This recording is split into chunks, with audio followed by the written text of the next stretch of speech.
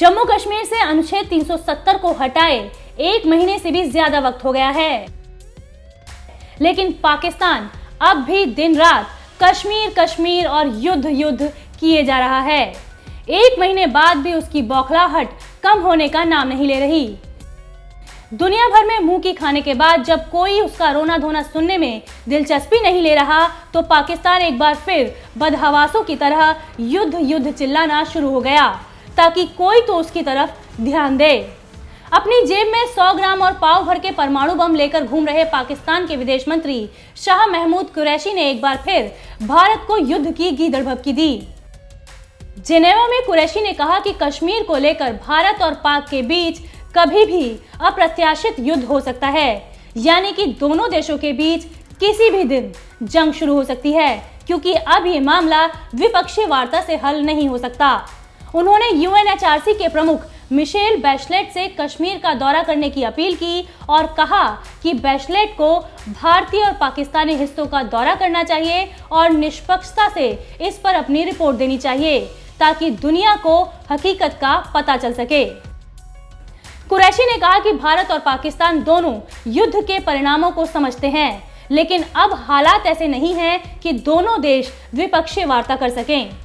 आपको बता दें कि इससे पहले भी कुरैशी यूएनएचआरसी की बैठक में झूठी कहानियों की पोटली लेकर पहुंचे थे, जहां भारत ने उसे बुरी तरह लताड़ा था। पाकिस्तान ने कई फर्जी कहानियों के सहारे भारत पर कश्मीर में मानवाधिकारों के उल्लंघन का आरोप लगाया, जिसका जवाब देते हुए भारतीय विदेश मंत्रालय की सचिव विजय ठाकुर सिंह ने कहा था कि मानवाधिकारों की बात वो देश कर रहा है जो खुद अपने देश में आतंक को पालता है। पूरी दुनिया जानती है कि आतंक का वैश्विक केंद्र कहां है।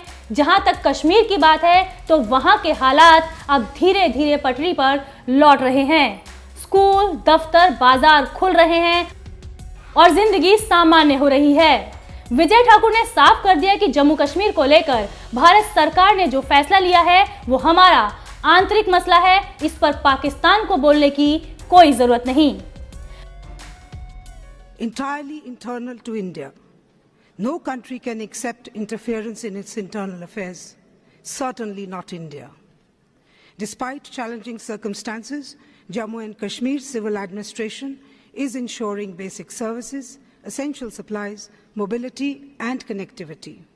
Democratic processes have been initiated, restrictions are being eased continuously, temporary preventive measures were needed to ensure security in the face of credible threats of cross-border terrorism. The world, in particular India, has suffered greatly on account of state-sponsored terrorism. It is time to collectively take decisive and firm action against terror groups who threaten fundamental right to life. We must speak out.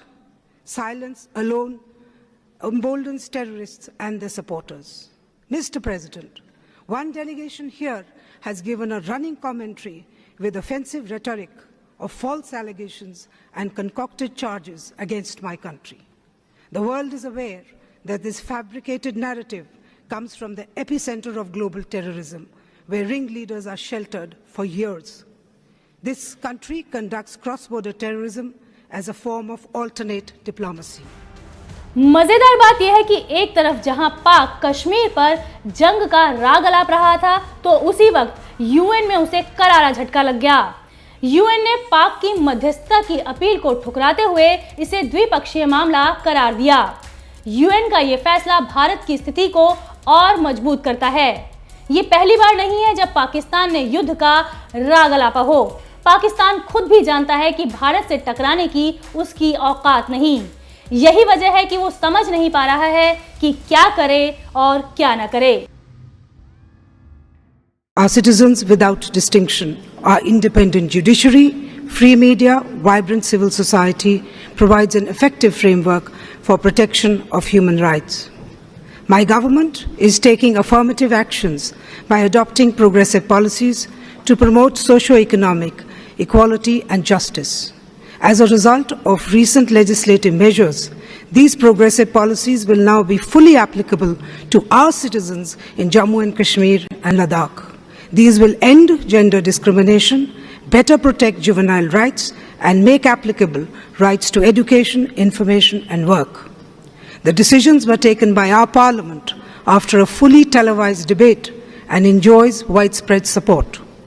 These were sovereign decisions, entirely internal to India. No country can accept interference in its internal affairs, certainly not India. Despite challenging circumstances, Jammu and Kashmir civil administration is ensuring basic services, essential supplies, mobility, and connectivity. Democratic processes have been initiated, restrictions are being eased continuously, temporary preventive measures were needed to ensure security in the face of credible threats of cross-border terrorism. The world, in particular India, has suffered greatly on account of state-sponsored terrorism. It is time to collectively take decisive and firm action against terror groups who threaten fundamental right to life. We must speak out.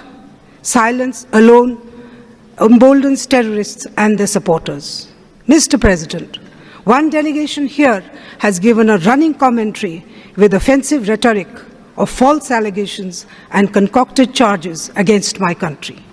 The world is aware that this fabricated narrative comes from the epicenter of global terrorism, where ringleaders are sheltered for years.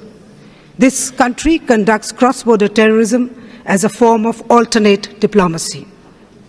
National Register for Civil Rights is a statutory, transparent, non-discriminatory legal process mandated and monitored by the Supreme Court of India. Its implementation will comply with Indian laws.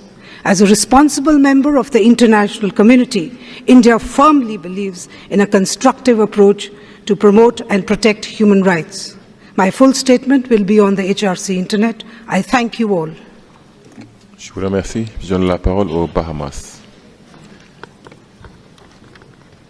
Merci, Monsieur le Président. The Bahamas thanks the High Commissioner for her oral update presented yesterday and welcomes its timely and comprehensive focus on the important issue of climate change. For the Bahamas, the recent experience of the passage of Hurricane Dorian through our archipelago renders today's discussion all the more urgent and important. More than that, as we have seen, climate change is a human rights issue because it is a matter of life or death, of survival or extinction. As poignantly stated by the High Commissioner yesterday, storms are rising and tides could submerge entire island nations and coastal cities. Distinguished delegates, India's effort to hide its atrocities in the Indian-occupied Jammu and Kashmir by falsely labeling it terrorism and cross-border terrorism are shameless and indefensible. Pakistan has suggested a number of bilateral and multilateral mechanisms that would disprove India's self-serving claims. We have recently proposed to double the strength of the UN observers mission to monitor the line of control. India outrightly rejects all these proposals. I have every fear that India will once again resort to false flag operations and the use of the bogey of terrorism as a red herring to divert international opinion, even attack Pakistan. Another Indian ploy to deflect attention is its increasing violations of the 2003 ceasefire understanding on the line of control and regular and persistent targeting of civilians in Azad Jammu and Kashmir. India has used cluster munitions and heavy artillery in flagrant disregard of fundamental norms of international humanitarian law. This must end immediately.